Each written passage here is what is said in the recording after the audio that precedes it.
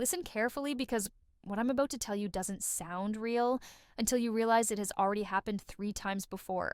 Every reserve currency in history, every single one, collapsed for the exact same reason.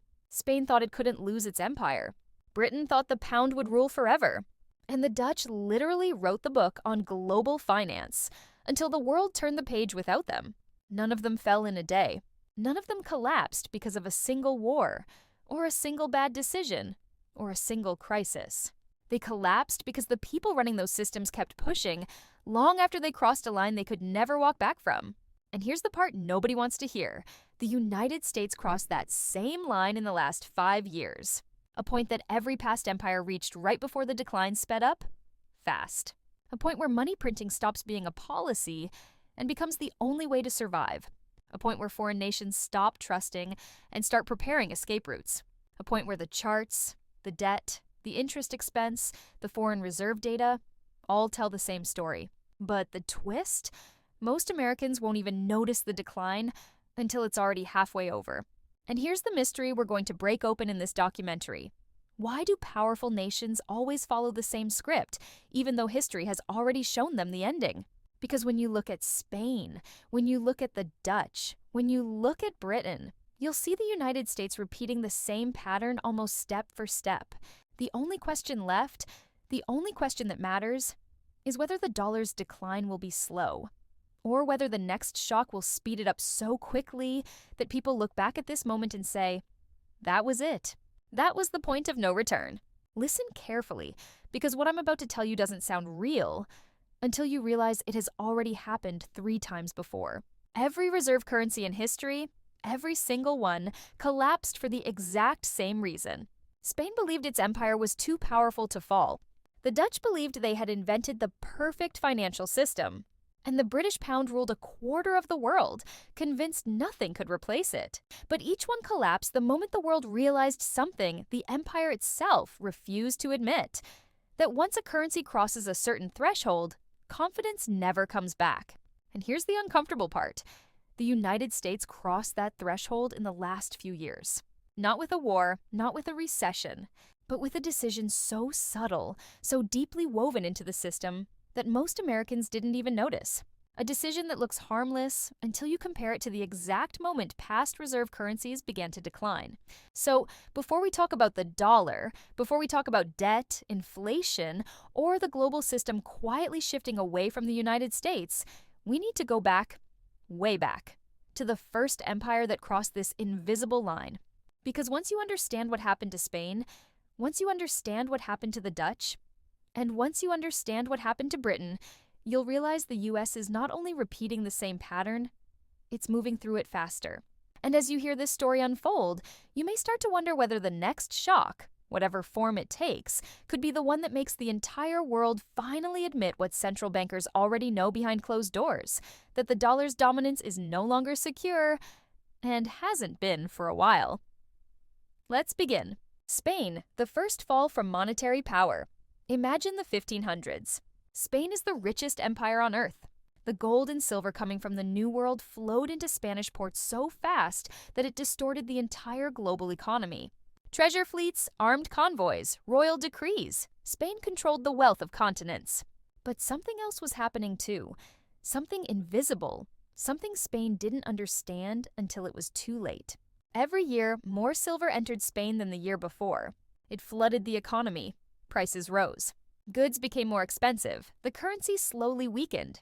But instead of adjusting, instead of reducing spending or building sustainable trade, Spain did what most empires do with easy money. It doubled down. It borrowed more. It spent more. It expanded its armies. It funded endless wars. And every time the treasury ran low, more silver ships would arrive, hiding the problem for a little longer. But here's the twist. Spain didn't collapse when the silver came in. It collapsed when the silver stopped. When the mines slowed. When the flow of wealth dried up.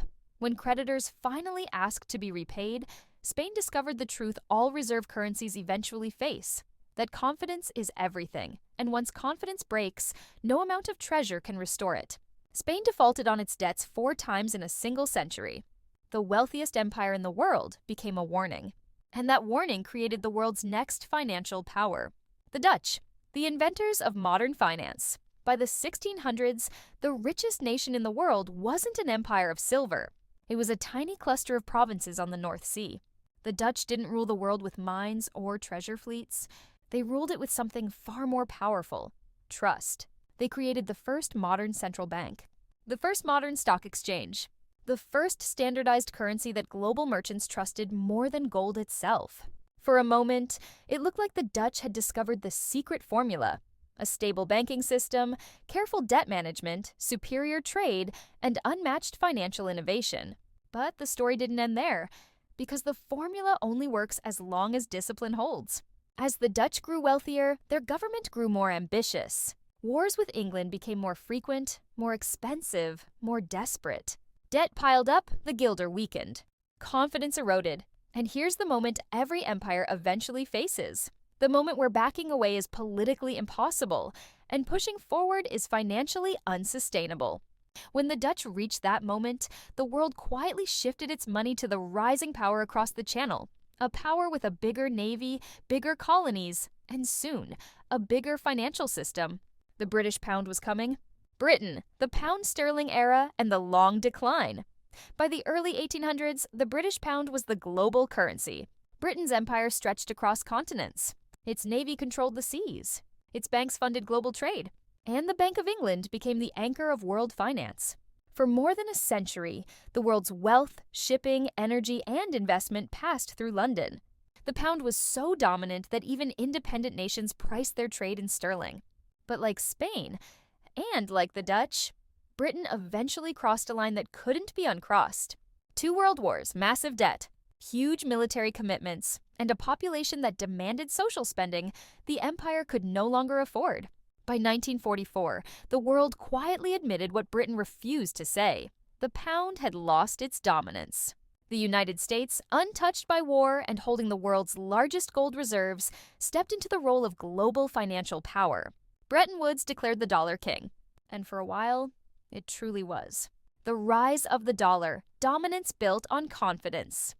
After World War II, America's economy was unstoppable. The dollar was backed by gold. The U.S. produced half the world's goods.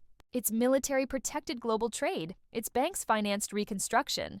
But just like every empire before it, America eventually reached the moment where confidence began to slip. In 1971, the U.S. printed more dollars than it had gold. Other nations saw the imbalance. France demanded gold. Britain demanded gold. So President Nixon made a decision that changed everything. He severed the link. The dollar was no longer backed by gold. It was backed by trust alone. But trust held. The U.S. was still the largest economy, still the most powerful military, still the deepest financial system. Then came the petrodollar agreement, oil priced in dollars, cementing American dominance for another generation. But this is where the story shifts, because the final stage of every reserve currency looks exactly the same, and the U.S. has now entered that stage. Every empire experiences the same 3 phases: rise through production, stability through trust, and decline through debt.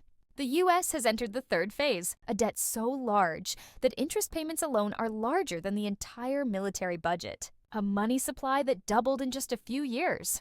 A world increasingly unwilling to rely on a single currency. Central banks buying gold at record levels. Countries bypassing the dollar in trade. Alternative payment systems growing faster than SWIFT. Saudi Arabia considering oil sales in yuan for the first time in 50 years. These are not isolated events. They are the early tremors of a system shifting under the surface. And here's the uncomfortable truth. Once confidence begins to erode, it never goes back to how it was before. The U.S. has crossed the same line Spain crossed, the same line the Dutch crossed, the same line Britain crossed. The line where debt becomes unmanageable, where money printing becomes permanent, and where the rest of the world quietly begins to plan for a future where the dollar is not the center of everything. Reserve currencies don't collapse overnight. They fade bit by bit, year by year, decision by decision. But history tells us something critical. The final 20 years of every reserve currency decline happened much faster than anyone expects. Spain's decline took decades. Britain's took 30 years from peak to collapse. And the data suggests the U.S. is entering that same 20-30-year window now. The only question that remains, a question history refuses to answer early, is whether the shift will be controlled or whether the next global shock will push everything forward at once. Because once confidence breaks, the world doesn't ask permission to move on, it simply does.